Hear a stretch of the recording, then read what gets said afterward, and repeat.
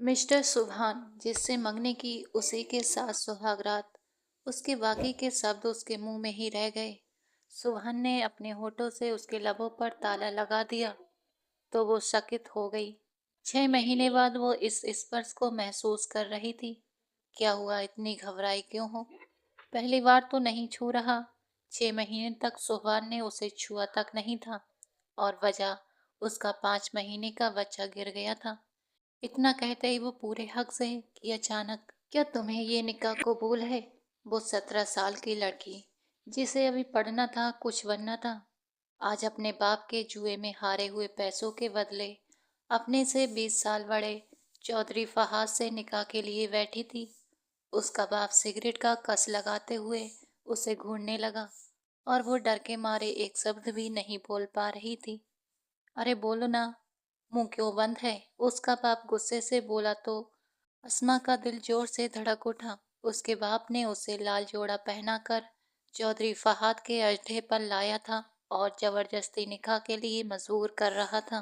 बाबा, ये अंकल बहुत बड़े हैं, वो मासूमियत से डरते हुए बोली। तेरी तो अहमद बट उसे मारने को ही था कि फहाद चौधरी ने उसे रोक लिया। अरे यार, क्या कर रहा है? इतनी नाजुक सी है, एक थप्पड़ में बेहोश हो जाएगी। और अब तो ये मेरी है, निकाह करे या बिना निकाह के ही लेकर तो मैं ही जाऊंगा। फहाद चौधरी ने सिगरेट का गहरा कस लेते हुए खतरनाक मुस्कान दी थी। अस्मा का चेहरा सहम गया। चल, निकाह सुहागरात के बाद कर लेंगे, जब तुझे अपने बच्चे की माँ बनाऊंगा। ये कहते हुए फहाद चौधरी ने उठकर अस्मा का नाजुक हाथ अपने सख्त हाथों में पकड़ा तो वो दर्द से तड़प उठी। छोड़ो मुझे अंकल, मैं आपकी बेटी की उम्र की हूँ, कुछ तो शर्म करो। अस्मा ने रोते हुए अपनी कलाई छुड़ाने की कोशिश की, लेकिन फहाद चौधरी ने और जोर से पकड़ लिया। अस्मा ने आगे बढ़कर उसके हाथ पर जोर से काट लिया तो फहाद का दिमाग पल भर में घूम गया। उसने गुस्से में अपने हाथ से उसे जोरदार थप्पड़ मारा और अस्मा दूर आंगन में जा गिरी। उसके आदमियों ने जोर का ठहाका लगाया, जबकि फहाद चौधरी अपनी कलाई को देखते हुए गुस्से में उसकी तरफ बढ़ा। अस्मा डर के मारे पीछे हट गई। मैं तो तेरे साथ कमरे में सुहागरात मनाना चाहता था, पर अगर तूने सबके सामने तमाशा बनाना है तो ठीक है, यही सही। ये कहकर फहाद चौधरी ने अपनी कमीज उतार कर फेंकी। वहां इतने मर्दों के बीच वो अकेली थी, और फहाद चौधरी दरिंदा बनकर उसकी तरफ बढ़ रहा था। बाबा, बाबा प्लीज, अस्मा रोते हुए अपने बाप को पुकारने लगी। वो कान बंद किए नई सिगरेट जलाकर कस खींच रहा था। फहाद चौधरी ने अस्मा को टांगों से पकड़कर अपनी तरफ खींचा। उसकी कमर जमीन से घिस गई। लाल जोड़े पर लगे मोती उसकी कमर में चुभ गए थे। वो दर्द से चीख उठी। फहाद ने उसका दुपट्टा खींचकर दूर अपने आदमियों की तरफ फेंक दिया। अस्मा ने जब उस शैतान को अपनी तरफ बढ़ते देखा तो उसने पूरी ताकत से अपनी टांग उसके सीने पर मारी। फहाद अपना संतुलन खो बैठा और पीछे गिर पड़ा। जहाँ एक लोहे की पाइप रखी थी, वो पाइप सीधे उसके सिर पर लगी और वो वहीं जमीन पर गिरकर बेहोश हो गया। पल भर में पूरा माहौल सन्नाटे में बदल गया। सब लोग सन्न होकर फहद चौधरी के बेहोश बड़े वजूद को देखने लगे। भारी खामोशी के बीच अस्मा की सिसकी सुनाई दी थी। वो उठकर बैठ गई और कांपते हुए उस शख्स को देखने लगी जो आंखें खुली छोड़कर बेसुध पड़ा था। अरे चेक कर जरा, एक आदमी ने दूसरे से कहा। उसने आगे बढ़कर फहाद की नब्ज देखी। भाई, ये तो मर गया, अल्लाह के पास चला गया। ये सुनते ही अस्मा का बाप गुस्से से सिगरेट फेंकता हुआ उसकी तरफ बढ़ा। वो कुछ कह ही रहा था कि तभी बाहर से गोलियों की आवाज़ सुनाई दी। भागो, पुलिस ने रेड मार दी है। एक आदमी भागता हुआ अंदर आया। वहां मौजूद सब लोग अलग अलग रास्तों से वहां से भाग निकले। अस्मा ने डरी हुई आंखों से सबको भागते देखा। यहाँ तक कि उसका बाप भी पीछे के दरवाजे से भाग रहा था। उसकी नज़र फिर सामने पड़े फहाद के बेजान शरीर पर पड़ी। उसकी आंखों में नफरत और तिरस्कार था। वक्त का फिरौन था और उसी बुरी मौत मरा था। पुलिस अंदर दाखिल हुई और कुछ लोगों को पकड़ लिया। एक कोने में बैठी घायल और सहमी हुई कमसिन लड़की को देखकर एसपी नहार सुल्तान उसकी तरफ बढ़े और उसे बाजू से पकड़कर उठाया। अस्मा ने घबरा कर नजरें फेर लीं, फिर डरते हुए उस पुलिस वाले को देखा। कुछ महीनों बाद तो तय हुआ। इस महीने की 10 तारीख को नहार और रिदा का निकाह और शीजा और अयान की शादी हो गई। सुल्तान साहब ने अपने बच्चों को देखकर फैसला सुनाया तो सबके चेहरों पर खुशी छा गई। सबसे ज्यादा रिदा खुश थी, आखिरकार उसे उसका प्यार मिलने वाला था। सिमाम बेगम ने सबका मुंह मीठा करवाया। खलील सुल्तान के 2 ही बच्चे थे, बेटा जावेद सुल्तान और बेटी रुबीना सुल्तान। दोनों की शादी बड़े धूमधाम से वरावर के घरानों में हुई थी। जावेद सुल्तान और सिमाम बेगम के बड़े बेटे नहार सुल्तान थे जो एसपी के ओहदे पर तैनात थे, और उनसे 3 साल छोटी बहन सीजा। वही रुबीना की शादी यूसुफ से हुई थी। उनके 2 बच्चे थे, आर्यन और रिदा।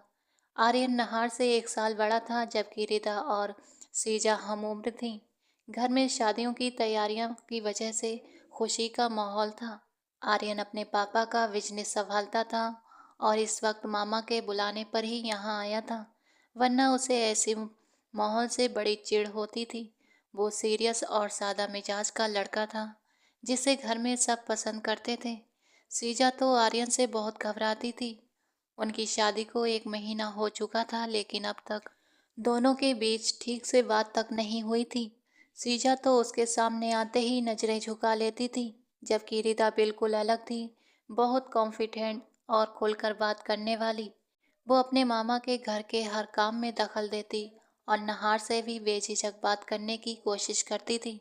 लेकिन नहार तो घर में कम ही दिखता था, उसके आने जाने का कोई टाइम ही नहीं था। आज भी शाम के रात हो गई थी, लेकिन नहार सुल्तान के लौटने की कोई आसार नहीं थे।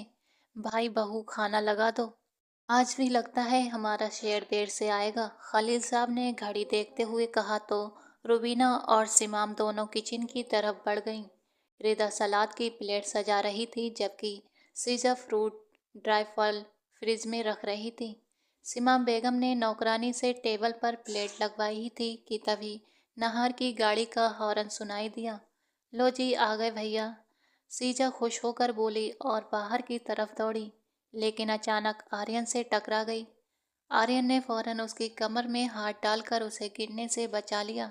संभल कर, आर्यन ने फिक्रमंदी से कहा। सीजा को तो दिल जैसे मुंह में आ गया था। पहली बार आर्यन ने उसे छुआ था। वो भी सबके सामने वो झेप कर पीछे हटी और नजरें झुकाकर भागने लगी। तभी गेट के बाहर नहार अंदर आया। उसके साथ लाल जोड़े में एक कम उम्र लड़की थी। सीजा वहीं ठिठक गई। सबकी नजरें उसी पर टिकी गईं। एक पल के लिए सब चुपचाप उसे देखने लगे। रिदा की नजरें नहार सुल्तान के हाथ पर गईं, जो उस लड़की की कलाई पकड़े हुए था। सर, इस लड़की का क्या करना है? इंस्पेक्टर आसिफ ने नहार सुल्तान से पूछा, जो अभी अभी सारा पेपर वर्क खत्म करके उठने ही वाला था। फहाद चौधरी फरार था, उसे जिंदा या मरा हुआ किसी भी हालत में पकड़ना था। आज मुखबिर की खबर पर नहार ने फहाद चौधरी के ठिकाने पर छापा मारा था, तो फहाद वहां मिला, लेकिन लाश बनकर। उसके कुछ आदमी पकड़े गए, कुछ भाग निकले। वहां से बहुत सारा हथियार और ड्रग्स भी बरामद हुआ। सब कुछ संभालते हुए एसपी नहार सुल्तान उस लड़की को बिल्कुल भूल ही गए थे, जो बाहर बेंच पर बैठी थी। अब आशिफ की याद दिलाने पर उसने माथे पर हाथ मारा। अरे हाँ, उसे अंदर भेजो। नहार के कहने पर आसिफ ने उस लड़की को अंदर भेज दिया। वो थके से कदमों से चलती हुई ऑफिस में दाखिल हुई। तुम्हारा नाम क्या है? और वहाँ फहाद चौधरी के अड्डे पर कैसे पहुंची? नहान ने मोबाइल पर माँ का मैसेज पढ़ते हुए जल्दी से पूछा। आसमा ने सिर उठाकर उस पुलिस अफसर को देखा और बोली, मेरा बाप मुझे बेचने गया था, निकाह करवा कर अपना कर्ज उतारना चाहता था। ये सुनते ही नहान ने हैरानी से सिर उठाया और उस लड़की को ध्यान से देखा। क्या उम्र है तुम्हारी? उसने अब मोबाइल एक तरफ रख दिया और पूरी तरह उसकी तरफ देखा। आसमा ने शांत लेकिन पूरे यकीन के साथ जवाब दिया, अभी 18 की भी नहीं हुई। तुम्हारा बाप कहाँ है? नहान ने पूछा। भाग गया, आसमा ने कड़वे लहजे में जवाब दिया। और तुम क्यों नहीं भागी? नहान ने वहीं चढ़ाते हुए पूछा। कहाँ जाती, कोई ठिकाना नहीं था। उसकी आंखों से एक आंसू निकल कर गिर पड़ा। निहान ने नजरें फेर ली। तुम्हें किसने मारा? वो अपनी जगह से उठकर उसके पास आया और उसका चेहरा ध्यान से देखा। फहाद चौधरी ने। मैंने निकाह से इनकार किया तो उसने मुझे मारा, अस्मा ने जैसे शिकायत करते हुए कहा। होठ कांप रहे थे। चलो, अब वो मर गया है तो तुम्हें कोई तंग नहीं करेगा, तुम जा सकती हो। मरा नहीं, आसमा ने उसकी बात बीच में ही काट दी। मैंने उसे मारा है। वो इतनी हिम्मत से बोली कि निहार हैरान रह गया। उसे यकीन नहीं हुआ कि इतनी नाजुक सी लड़की ने उस खतरनाक आदमी को कैसे मार दिया होगा। क्या कहा तुमने? जो आपने सुना। अस्मा अब भी पूरे आत्मविश्वास से बोली। कैसे? निहार की आवाज़ धीमी पड़ गई। वो सबके सामने मेरे साथ जबरदस्ती करने लगा। कहने लगा कि निकाह बाद में करेंगे, पहले सुहागरात मनाते हैं। मुझसे कह रहा था कि मैं तुझे अपनी बच्चे की माँ बनाऊंगा। गुस्से में मैंने उसे टांग मारी। वो पीछे गिरा और लोहे की पाइप सिर से लगी और वो मर गया। उसका गला भर आया था। उसके पास रखे जग से पानी डाला, गिलास होठों से लगाया और एक ही सांस में पी गई। फिर आंसू पोंछकर बोली, तुम्हें पता है कत्ल की सजा फांसी होती है, लेकिन मैं झूठ नहीं बोलती इंस्पेक्टर भाई। एसपी निहाल ने टोका। एसपी निहार सुल्तान? हाँ, वही एसपी भाई। अस्मा ने हिचकी लेते हुए कहा। अच्छा, तुम्हारा नाम क्या बताया था? नहान ने फाइल खोलते हुए पूछा। आसमा, उसके सीधे साधे लहजे में कहा। आसमा। नहान ने दोहराया। अब इतनी रात को तुम्हें कहाँ छोड़ूं? थाने में भी नहीं रख सकता? कोई रिश्तेदार है तो एड्रेस दो। आसमा ने सिर हिलाया। नहीं है, मैं कातिल हूँ, आप मुझे जेल में डालें ना, वो मासूमियत से बोली। नहन ने गहरी सांस ली। नहीं, फहाद एक प्रोफेशनल क्रिमिनल था। उसके खिलाफ शूट एंड साइड का ऑर्डर था। तुमने उसे सेल्फ डिफेंस में मारा है, इसलिए केस नहीं बनता। उसने घड़ी देखी। खैर, अब देर हो रही है। मैं इंस्पेक्टर आसिफ से कह देता हूँ कि आज रात का तुम्हारा इंतज़ाम कर दे। प्लीज़ मुझे अकेला मत छोड़िए। आप अच्छे हैं एसपी भाई, मुझे अपने साथ ले चलिए। वो रास्ता रोक कर बोली। नहार एक पल को रुक गया। उसे समझ नहीं आया कि इस हाल में वो इसे कहाँ छोड़े, पर उसके पास और कोई रास्ता नहीं था। इंस्पेक्टर आसिफ अकेला रहता था। उसके यहाँ कोई फैमिली नहीं थी, इसलिए कुछ सोचते हुए और समय देखते हुए नहार आसमा को अपने साथ ले आया। लेकिन घर में दाखिल होते ही सबने उसे जिन नज़रों से देखा, वो माथा मसलता रह गया था। अब आप ही बताइए, मैंने क्या गलत किया? नहन ने सब कुछ घर के बड़ों को बताया और उनकी राय मांगी। पर्दे के पीछे खड़ी सीजा और रिदा ने भी सब सुना। बेटा, तुमने इंसानियत दिखाई है, उसकी माँ ने कहा, लेकिन ये समाज तुम्हारी इस इंसानियत को गलत नाम देगा। अम्मी, मैं एक कानून का रखवाला हूँ। मेरी जिम्मेदारी है कि अपने देश के हर नागरिक की हिफाजत करूँ। मैं इस फर्ज से मुंह नहीं मोड़ सकता, नहान ने पक्के लहजे में कहा और अपनी जगह से उठ गया। मुझे उम्मीद है कि सब मेरे इस फैसले की इज्जत करेंगे। कुछ ही दिनों की बात है, केस अदालत में जाएगा तो वो पुलिस कस्टडी में होगी। फिर जो अदालत तय करेगी वही होगा। लेकिन तब तक ये बेफिक्र रहो नहार बेटा, ये बच्ची हमारे घर की मेहमान है और हम बहुत मेहमान नवाज हैं। इंशाअल्लाह उसे किसी भी बात की शिकायत नहीं होगी। खलील साहब ने नहार की बात काटते हुए प्यार से कहा तो सबने हामी भर दी, मगर रिदा को ये बात बिल्कुल भी अच्छी नहीं लगी। सिमाम बेगम ने अस्मा को सीजा के साथ कमरे में भेज दिया ताकि वो उसे कपड़े वगैरह दे सके और खुद अपनी ननद के साथ खाना लगाने लगी थी। रिदा भी सीजा के पीछे कमरे में गई। तुम्हारा नाम क्या है लड़की? रिदा के लहजे में घमंड था। सीजा जो कपबोर्ड से कपड़े निकाल रही थी, रिदा की बात सुनकर क्योंकि सामने बैठी लड़की उससे 3-4 साल छोटी लग रही थी। उसके चेहरे पर चोट के निशान थे, लेकिन वो डरी हुई नहीं थी। आसमा, उसने सीधी सादी आवाज में कहा, तुम्हारा इस दुनिया में कोई नहीं जो यहाँ चली आई? रिदा ने फिर ताने भरे लहजे में पूछा। रिदा, उसकी हालत देखो, और तुम क्या सवाल पूछ रही हो? अपने सवाल बाद में पूछ लेना, पहले इसे कपड़े बदलने दो। सीजा ने उसे रोकते हुए कहा। अस्मा, ये लो और जाकर कपड़े बदल लो। ठीक है, अगर किसी चीज़ की ज़रूरत हो तो मुझे बता देना। सीजा ने बहुत प्यार से कहा तो अस्मा ने कपड़े ले लिए। तुम और तुम्हारा भाई दोनों बहुत नेक बनते हो। किसी भी रास्ते की लड़की को उठा लाते हो, जैसे ये घर नहीं यतीम खाना हो। रिदा ने ताने मारते हुए कहा। अस्मा ने पीछे से वो बातें सुनी लेकिन चुपचाप बाथरूम में चली गई। फिलहाल वो उन्हीं के सहारे थी। उसके पास कहीं और जाने की जगह नहीं थी, इसलिए उसने खामोशी ही बेहतर समझी। मेरा भाई मेरा बाप जैसा है, उसे मार दिया उस लड़की ने। तुम सब क्या कर रहे थे? अल्ताफ चौधरी ने अपने आदमी की गर्दन पकड़ते हुए गुर्राया। भाई, सब कुछ अचानक हुआ, हमें कुछ समझने का मौका ही नहीं मिला। सालों, वो एसपी मेरे भाई की लाश भी उठा ले गया। अल्ताफ चौधरी का गुस्सा सातवें आसमान पर था। नहीं छोड़ूंगा उस लड़की को। पता करो कहाँ है वो, ढूंढो और मेरे पास लाओ। ऐसा हाल करूंगा कि मौत मांगेगी पर मौत नहीं मिलेगी। अल्ताफ चौधरी गुस्से से पागल हो गया था। उसका बस चलता तो उस लड़की के टुकड़े टुकड़े कर देता। घर में शादी की तैयारियां शुरू हो चुकी थीं। नहार की वही दिनचर्या थी। वो तो जैसे अस्मा को घर लाने के बाद भूल ही गया था। अस्मा ज्यादातर सीजा के साथ रहती और उसके कामों में हाथ बटाती। दोनों की अच्छी दोस्ती हो गई थी। सीजा को वो मासूम सी लड़की बहुत पसंद आई थी। सिमाम बेगम भी उससे नरमी से पेश आती, लेकिन आज वो काफी परेशान थी। रुबीना का फोन आया था कि अब उस लड़की को घर से निकाल दो।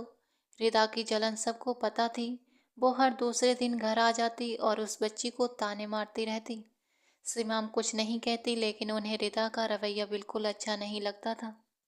रात को जब निहार अकेला मिला तो सिमाम बेगम उनके कमरे में गई। बेटा, उस लड़की का कहीं और इंतजाम करा दो। कब तक वो यहीं रहेगी?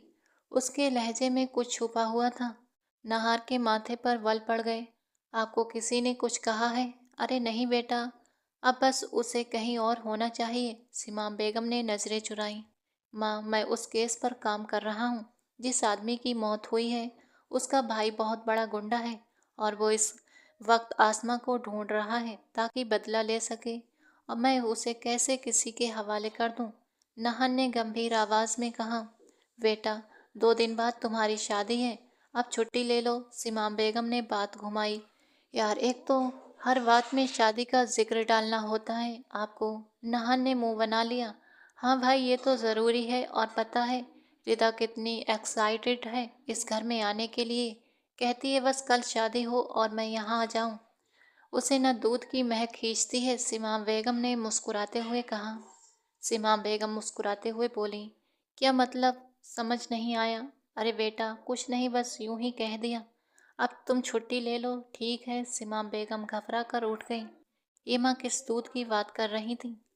नहार थोड़ा उलझा, फिर सिर हिलाकर चला और किचन की ओर बढ़ गया। फ्रिज से पानी की बोतल निकालकर गिलास में पानी डालते उसकी नज़र आंगन में बैठी आसमां की तरफ पड़ी। वो पानी पीते हुए उसकी तरफ बढ़ा। आसमां ऊपर आसमान की तरफ चांद तारों को देख रही थी। किसी गहरी सोच में डूबी हुई थी। तुम यहाँ इतनी रात को क्या कर रही हो? अचानक पीछे से किसी गहरी मर्दाना आवाज़ सुनकर वो सिहर उठी। दिल पर हाथ रखकर खीज में निहार को देखा। आप तो मुझे डरा ही दिया। मुझे लगा आप शहर से बाहर चले गए होंगे एसपी भाई। वो शांत लहजे में उसके पास आती बोली, मैं ऑन ड्यूटी होता हूँ। नहान ने गंभीरता से कहा। अच्छा, एक बात कहूँ आपसे? अस्मा की भूरी शहद जैसी आंखें चमकने लगीं। बोलो। नहार एक पल के लिए उसकी आंखों में खोसा गया, पर तुरंत अपना ध्यान वापस किया। अब मुझे किसी आश्रम में भेज दें। मैं अब और आपके आपके घर वालों के ऊपर बोझ नहीं बनना चाहती। वो नम सी आवाज में उदासी में बोली, तुमने तो एक कत्ल कर दिया है, पता है तुम्हें? नहर की बात सुनकर उसके होठ सिकुड़ गए। और उसका भाई तुम्हारे खून का प्यासा है। जब तुम उस घर से बाहर निकले तो वो नहर के कान खड़े हो गए। ये बात तुमने पहले क्यों नहीं बताई? कब, कैसे? अस्मा ने परेशान होकर बताया। वो दूध वाले के रूप में आया था और मुझसे कहा कि वापस चली जाऊं, वरना वो आपके पूरे घर वालों को मार डालेगा। अभी किस में हिम्मत है? कौन है जो नहार सुल्तान की फैमिली को गंदी नज़र से देख सके? नहार ने कहा और ठंडे लहजे में उसे जोर से धक्का दिया। और तुम जाओ अंदर, बेवजह की सोचे अपने आप से दूर रखो। अगर बाहर दिखोगी तो टांगे तोड़ दूंगा। वो उसे अंदर जाते देख गहरी सोच में पड़ गया। अब घर की सिक्योरिटी और भी कड़ी करनी थी। अरे नानो, आपके आने से तो घर में रौनक ही आ गई। हम बहुत खुश हैं कि आप आ गईं। सीजा ने प्यार से अपनी नानी को गले लगाया। अरे मेरे बच्चों की शादी है, मैं कैसे ना आती मेरे आर्यन और सीजा। अल्लाह तुम दोनों की जोड़ी सलामत रखे। आमीन। सीजा मुस्कुराई। नानो, नहार भैया की भी तो शादी हो रही है, उसने शरारत से कहा। उसकी किससे शादी हो रही है? अरे सिमाम, मुझे बताया ही नहीं। सिमाम बेगम ने गहरी सांस ली और सीजा को घूरा। अम्मा, वो अचानक ही नहार की शादी तय की तो उसी के साथ कर रहे हैं। उन्होंने बात घुमाने की कोशिश की, पर लड़की कौन है पता तो चले। वो जिद पर अड़ी रही। अस्सलाम वालेकुम। अचानक अस्मा वहां आकर बोली तो सबकी नजरें उसी पर टिक गईं। अरे ये लड़की है क्या? पर ये कुछ छोटी नहीं लग रही।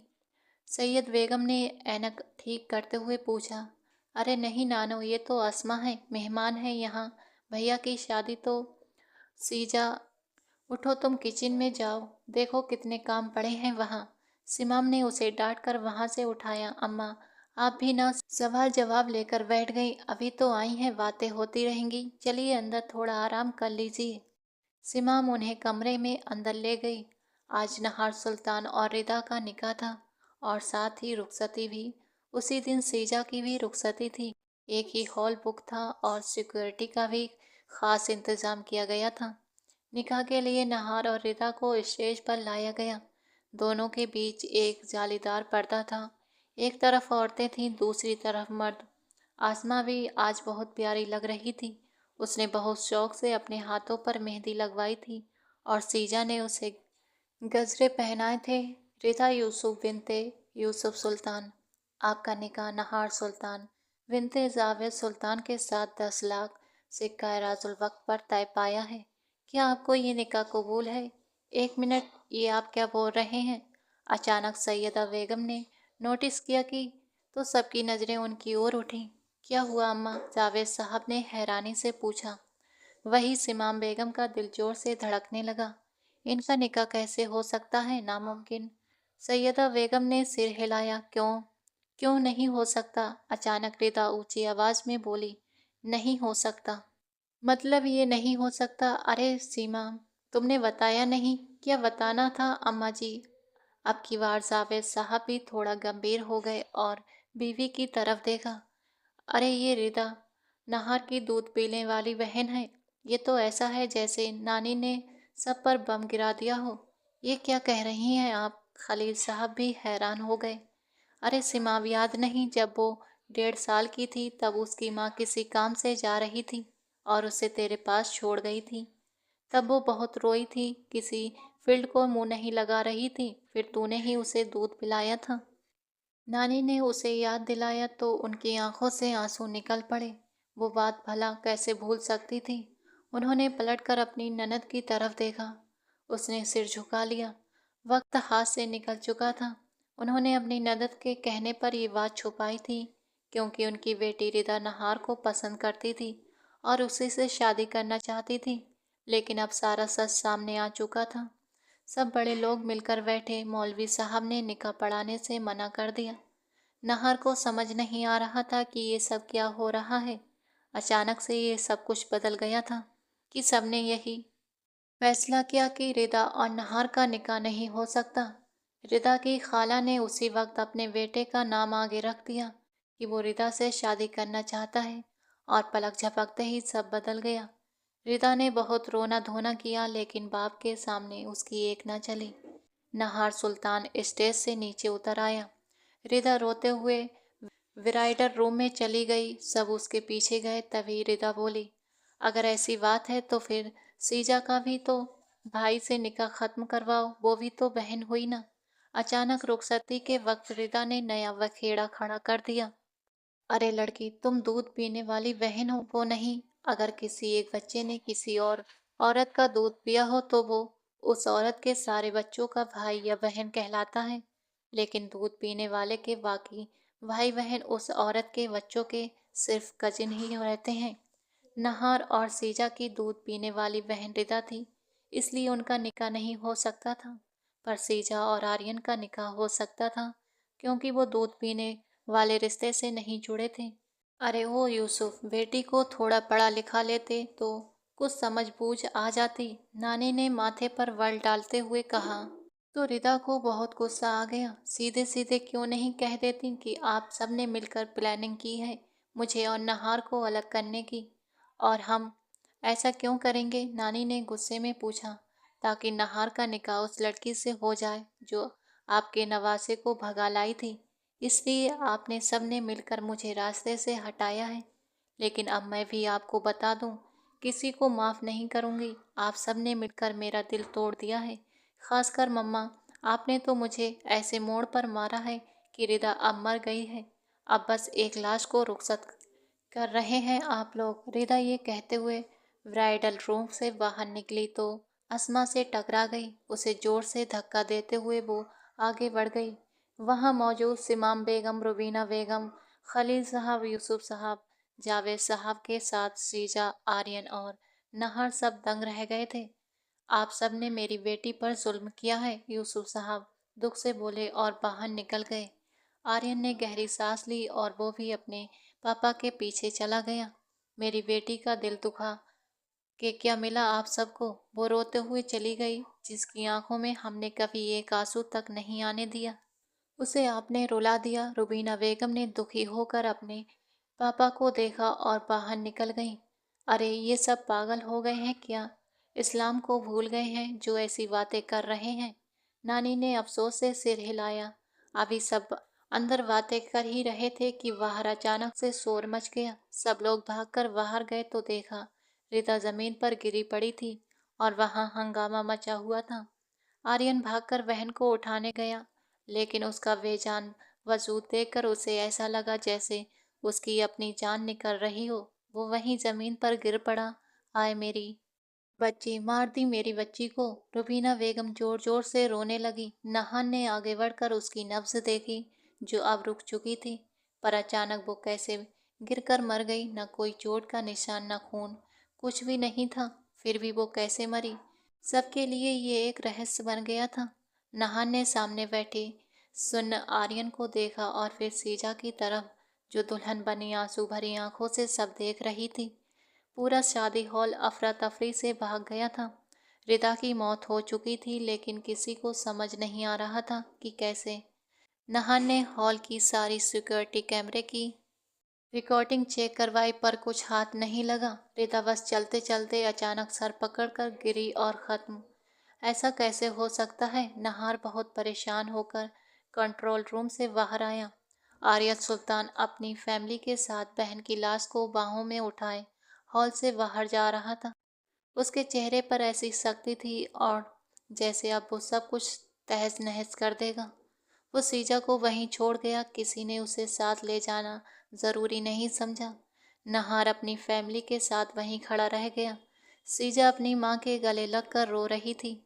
सबकी आंखें नम थीं। आज रिदा को गुजरे एक हफ्ता हो चुका था। पूरे घर में सन्नाटा और गम का माहौल था। सीजा रोज अपनी माँ के साथ आती, दिन भर रहती और शाम को लौट जाती।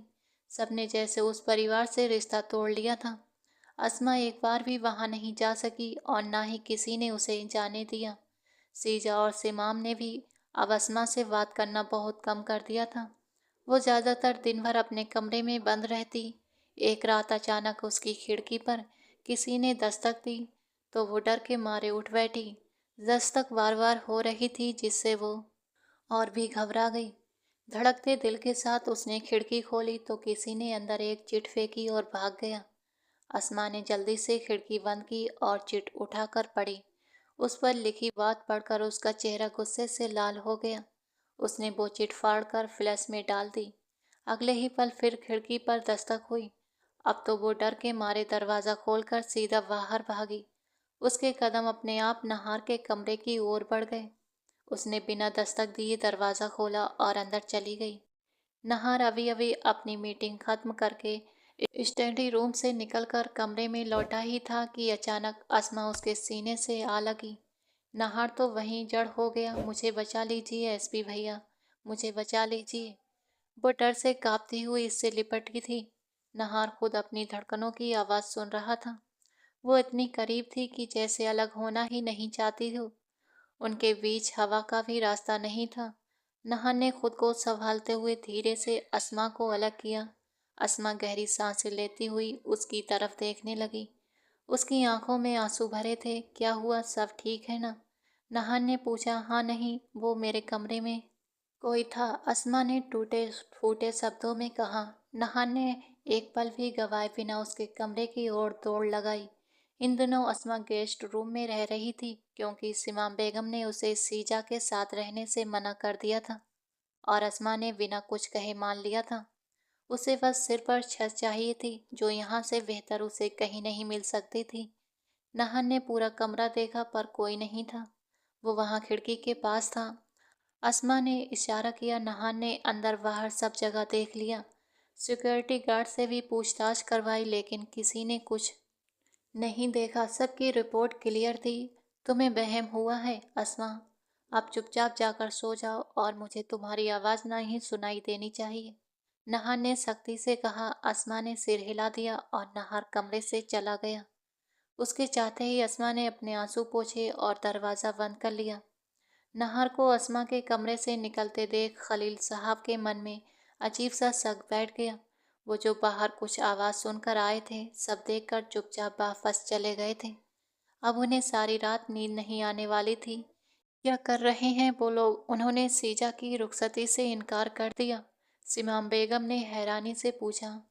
सीजा तो आर्यन भाई की बीवी है, वो ऐसा कैसे कर सकते हैं? सिमाम ने गुस्से में कहा तो रुबीना ने फ़ोन पर जवाब दिया। हमें माफ़ कीजिए, अभी हालात ऐसे नहीं हैं। ये बात नहार सुल्तान ने भी सुन ली और वो गुस्से से भर गया। बेटा, अभी इन बातों को छोड़ दो, जावेद साहब ने चश्मा उतारकर एक तरफ रखते हुए कहा। उनकी बेटी की मौत हुई है, वो इतनी जल्दी सब कुछ नहीं भूल सकते। हम बड़े लोग हैं, फैसला कर लेंगे। जब सब कुछ आपको पहले से पता था तो आपने मेरा रिश्ता वहाँ क्यों किया? नहार ने दुखी और गुस्से में कहा। अगर पहले दिन से यही सब उसके दिमाग में न डाला जाता तो आज ये हालात ना होता। और रिदा, वो बोलते बोलते रुक गया। ये सब मेरी मर्जी से नहीं हुआ। तुम्हारी फूफी की ये ख्वाहिश थी कि रिदा की शादी तुम्हारे साथ हो।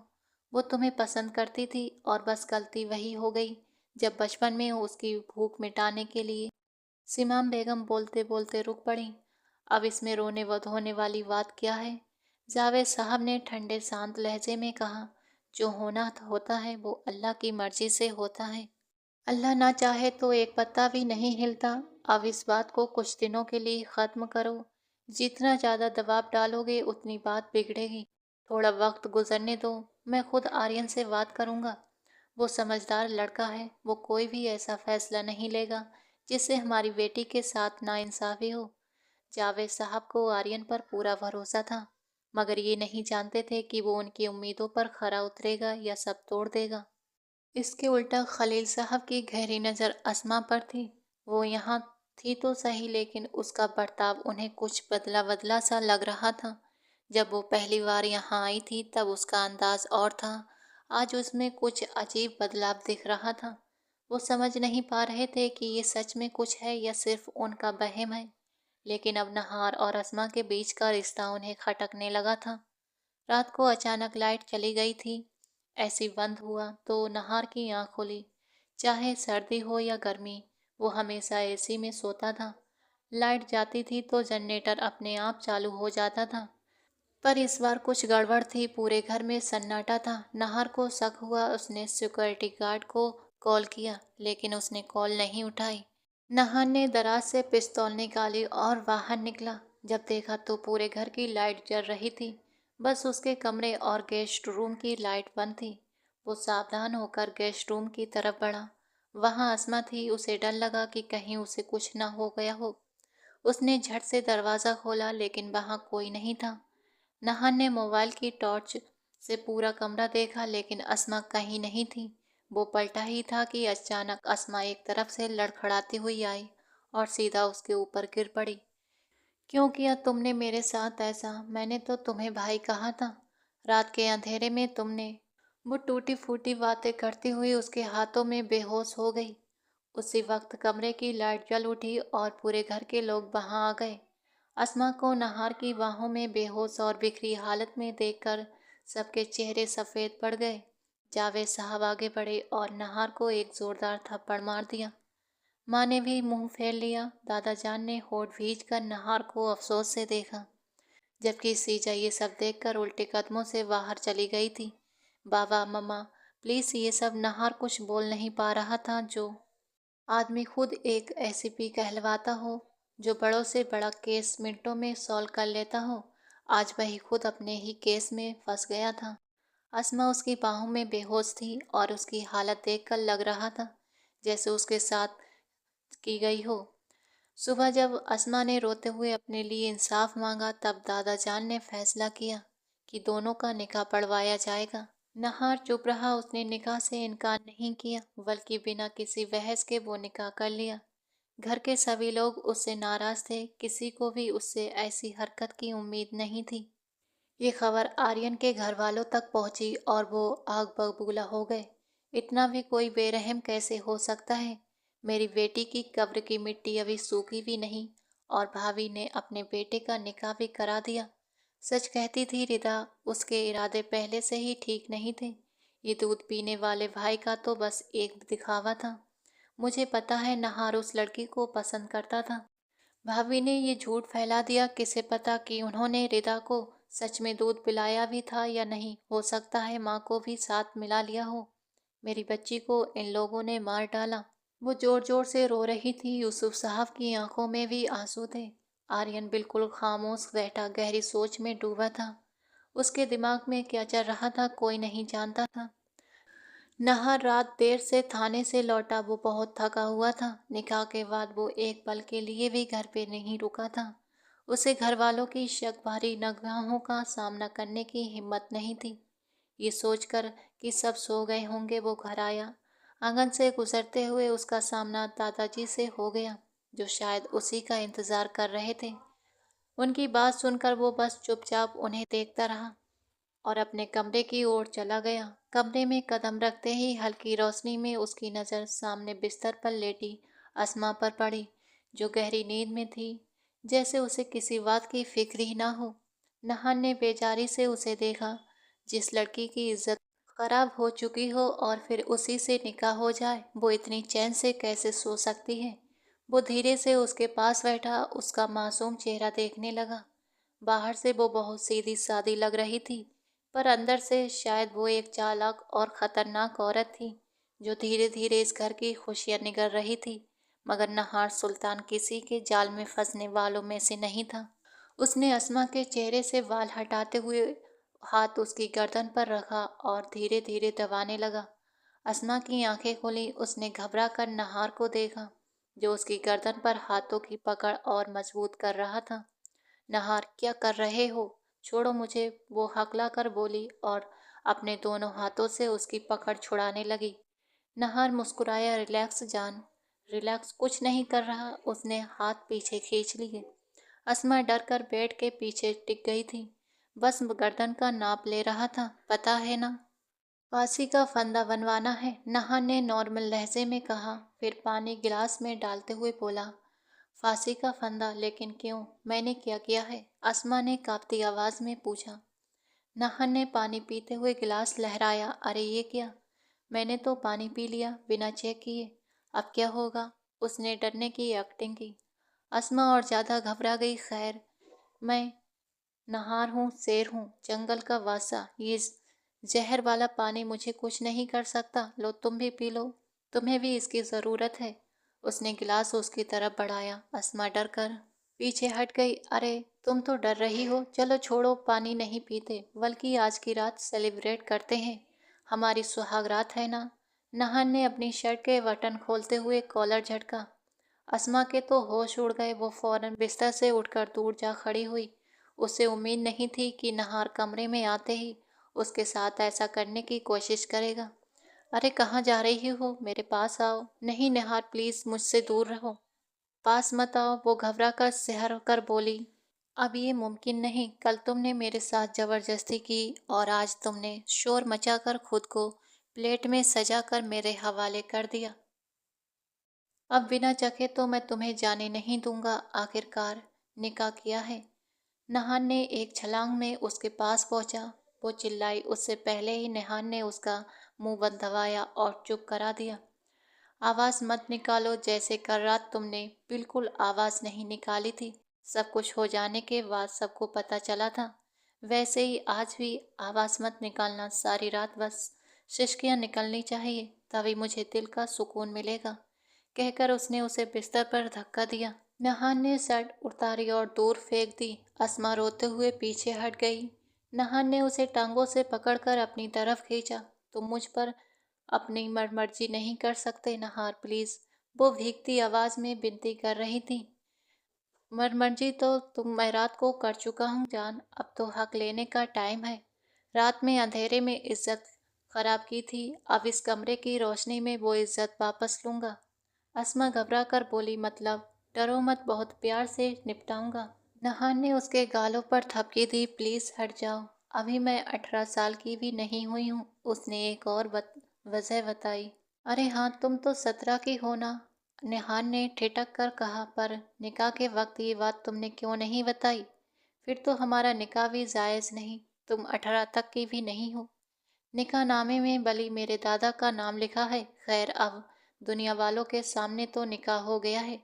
तो सुहागरात बीच में मत टोको, क्योंकि जब कोई मुझे मेरे काम के बीच में टोके तो मुझे बहुत गुस्सा आता है, और गुस्से में मैं अपने सामने वाले की जान भी ले लेता हूँ, समझी? सब कुछ जानकर ही यहाँ तक पहुँची हो ना, है ना? पीछे हटो। अचानक अस्मा ने उसके पेट में जोर से कोहनी मारी और उसे पीछे धक्का दे दिया। उसकी पकड़ ढीली हुई, उसने खुद ही उसे छोड़ दिया। वो दूर खड़ी रो रही थी और हंस भी रही थी। तुम क्या सोचते हो, तुम मुझे यूज करके फेंक दोगे और मैं चुपचाप इस्तेमाल होती रहूंगी? जिस तरह वो बोल रही थी, नहार खामोशी से सुन रहा था। मैंने उस बड़े गुंडे को नहीं माफ किया जिसने मेरी इज्जत पर हाथ डालने की कोशिश की। उसी के अड्डे पर मैंने उसे मार डाला। अस्मा ने नफरत और तिरस्कार भरे लहजे में कहा, तुम सोचते हो अस्मा को पाना बहुत आसान है? अब तुमने मुझसे निकाह कर लिया है, अब बस मुझ पर अपनी मेहर रखनी बाकी है। नहार गंभीर होकर उसकी तरफ बढ़ा, मुझसे दूर रहो एसपी, वरना 1 मिनट में तुम्हें ऊपर भेज दूंगी। अस्मा ने पास से पिस्तौल निकालकर उसे तान दी। नहार वहीं ठिठक गया, उसके पास तो हथियार भी था। ये बात नहार को क्यों नहीं समझ आई? उसे खुद पर गुस्सा आ गया। क्या हुआ? द ग्रेट एसपी नहार सुल्तान, शौक लगा मुझे देखकर?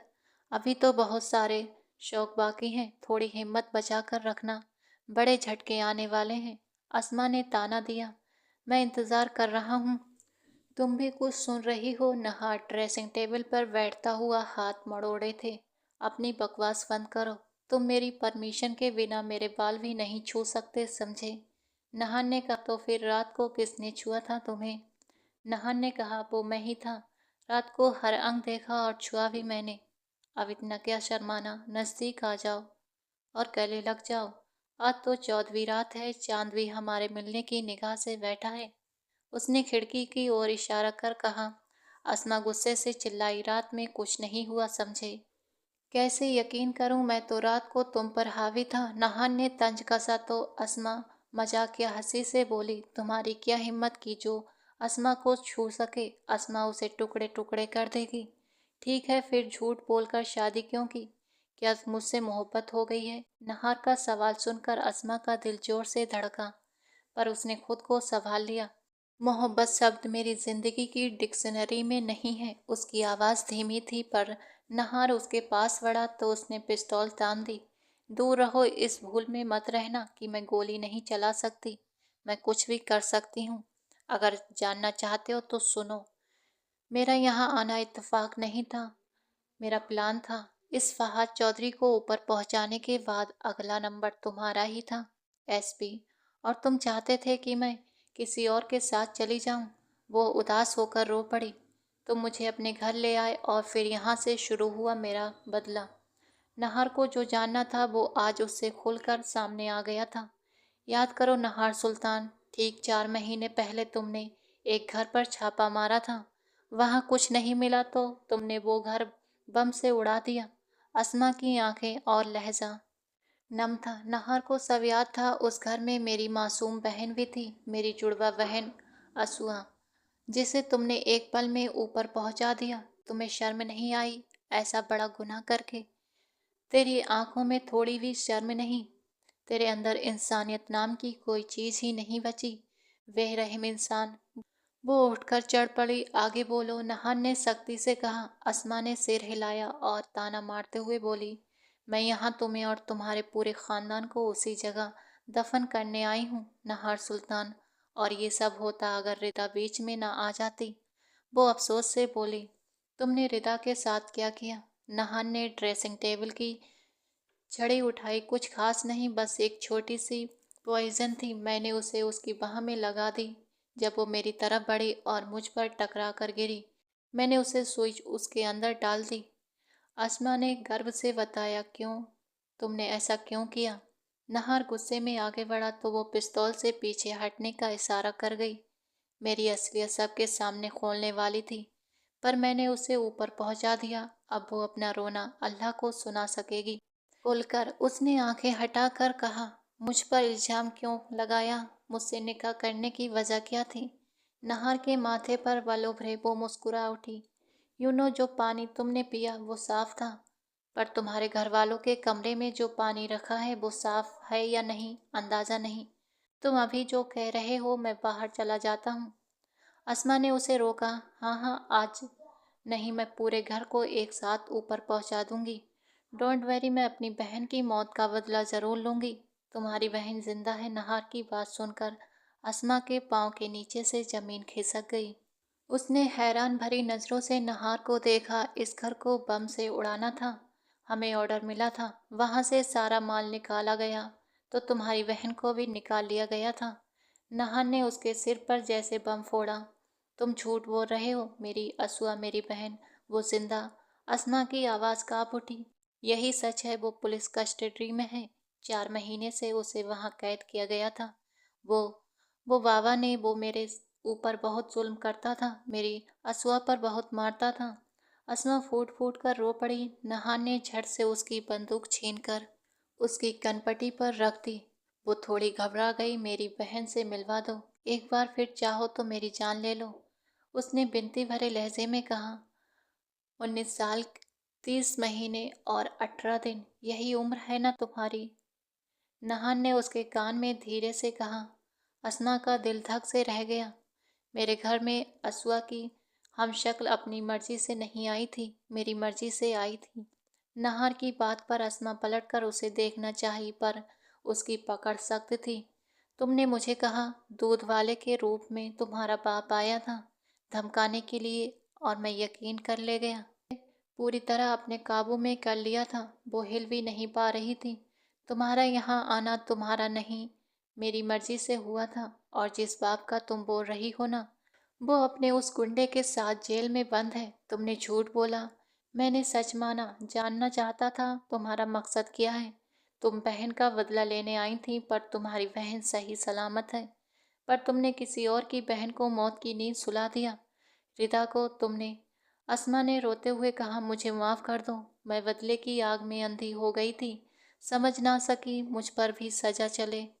मैं हर सजा मान लूंगी एसपी, मुझे मेरी असुआ से मिला दो एक बार। वो रोने लगी। तुम अपनी बहन को खो चुकी हो, अब तुम जाओगी जेल। मैं तुम्हें अभी इसी वक्त रिदा के कत्ल के जुर्म में अरेस्ट करता हूँ। अस्मा वट। नहान ने उस पर हथकड़ी पहना दी।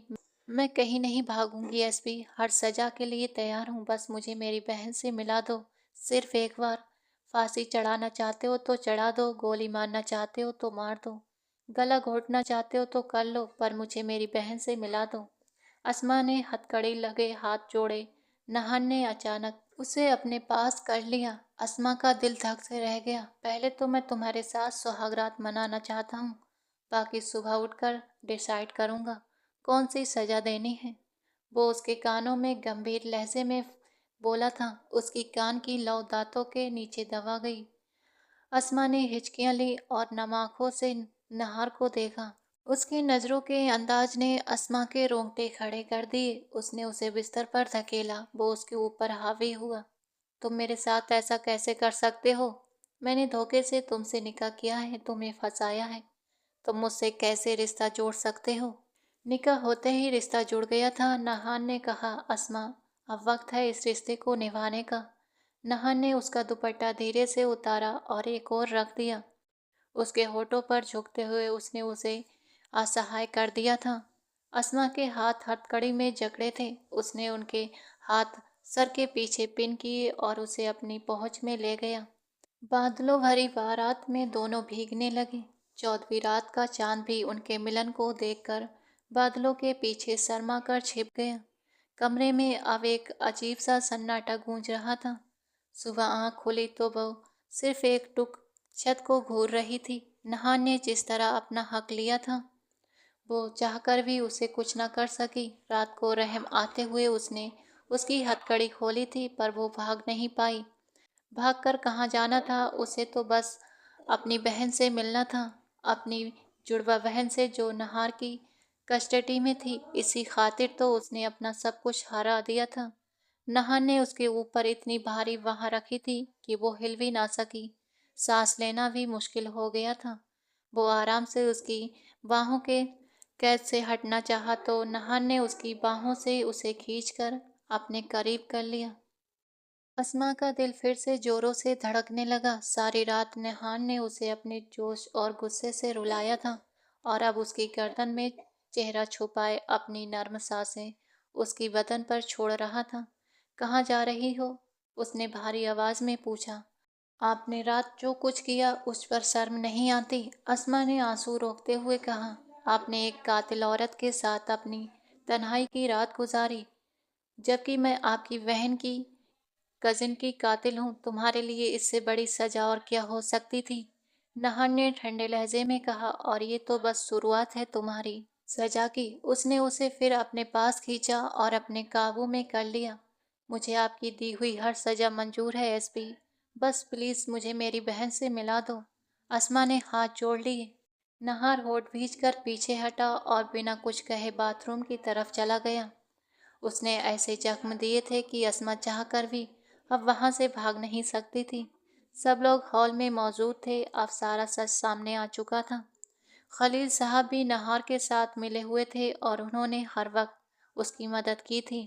अस्मा सिर झुकाए बैठी थी। आर्यन भी अपने परिवार के साथ वहां था। तुम्हारा दिल नहीं कांपा? मेरी बच्ची को मारते हुए जालिम लड़की किस बात का बदला ले रही थी? मेरी बेटी का क्या कसूर था? रुबीना बेगम की आंखें दर्द से भर आईं।